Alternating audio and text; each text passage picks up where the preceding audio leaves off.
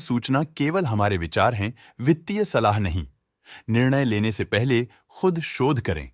किसी भी लाभ या हानि के लिए हम उत्तरदायी नहीं हैं।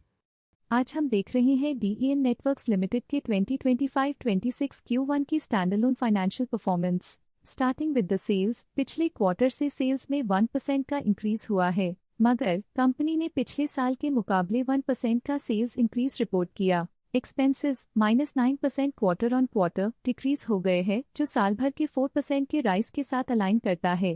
क्वार्टरली एक्सपेंसेस के कंपैरिजन में सेल्स इंक्रीज होना दिखाता है कंपनी ने अच्छा परफॉर्म किया। हालांकि सालाना कंपनी को चैलेंजेस का सामना किया। ऑपरेटिंग प्रॉफिट, जो पिछले साल के कंपैरिजन में -47.5% डाउन हुआ है, क्वार्टर ऑन क्वार्टर अराउंड लगभग 1.5 गुना इंक्रीज हुआ है। Operating profit margin (OPM) annual basis पे -2.5% से डिक्रीज हुआ है और पिछले क्वार्टर के कंपैरिजन में 10% से इंक्रीज हुआ है। एक्सेप्शनल आइटम्स को ऐड करके अदर इनकम पिछले क्वार्टर के कंपैरिजन में 6.5% बढ़ गई, बावजूद इसके ईयरली ग्रोथ 30% हुई है। इंटरेस्ट एक्सपेंसेस पिछले क्वार्टर से 12% अप हुआ, लेकिन ईयर ओवर ईयर डिक्रीज -2% हुआ है।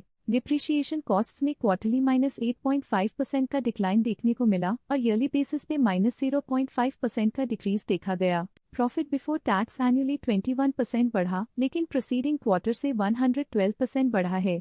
इस साल कंपनी ने 25.5% टैक्स पे किया और क्वार्टरली कंपनी ने 13% टैक्स पे किया है। नेट प्रॉफिट ने ईयर ऑन ईयर 41.5% का इंक्रीज दिखाया, लेकिन लास्ट क्वार्टर से 112% का इंक्रीज हुआ है। इस क्वार्टर में कंपनी का परफॉर्मेंस काफी अच्छा रहा। वहीं अगर एनुअल एनालिसिस की बात करें तो इस साल कंपनी का परफॉर्मेंस काफी अच्छा था। अर्निंग्स पर शेयर (EPS) में साल भर में 0% का इंक्रीज देखा गया। साथ ही क्वार्टरली में EPS की अप्रॉक्स 2 गुना की बढ़ोतरी हुई, जो कंपनी की उम्दा परफॉर्मेंस को दिखाता है। इस क्वार्टर में कंपनी का EPS काफी अच्छा रहा।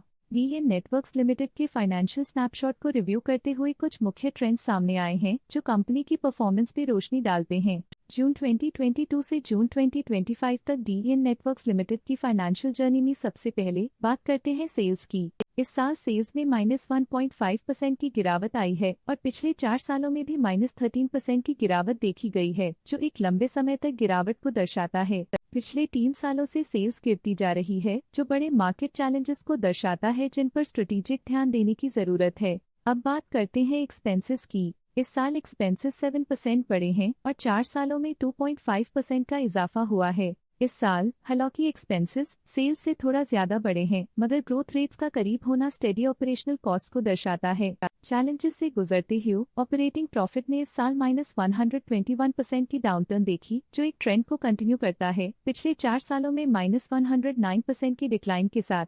पिछले 3 साल से ऑपरेटिंग प्रॉफिट गिरता जा रहा है, जो जरूरी स्ट्रेटेजिक एडजस्टमेंट्स की इंपॉर्टेंस को दिखाता है।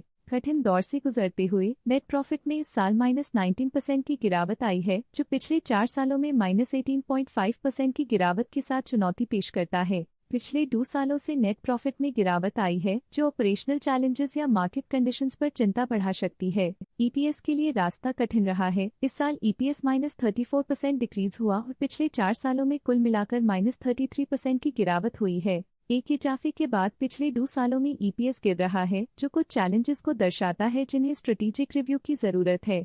चलिए अब बात करते हैं शेयर होल्डिंग पैटर्न की। शेयर होल्डिंग रिपोर्ट्स कुछ इस प्रकार की हैं, जो कि तक चलता है। ये रिपोर्ट कंपनी के शेयर्स की डिटेल्ड जानकारी देता है, जिसमें promoters, promoter groups, foreign investors, public investors और सरकारी एंटिटीज शामिल हैं। जब कंपनी के शेयर्स का अधिकतम हिस्सा प्रमोटर्स, FII, DII या गवर्नमेंट के पास होता है, तब ये माना जाता है कि कंपनी मजबूत हाथों में है, जो स्थिरता और मजबूत समर्थन को दर्शाता है और इस मार्केट की स्थिरता बनी रहती है। ये था कंपनी का करंट शेयर होल्डिंग पैटर्न। आज के लिए फाइनेंशियल सेक्टर में इतना ही। देखने के लिए धन्यवाद। स्टॉक लेटेस्ट न्यूज अपडेट के लिए चैनल को सब्सक्राइब करें और वीडियो को लाइक एंड शेयर करें।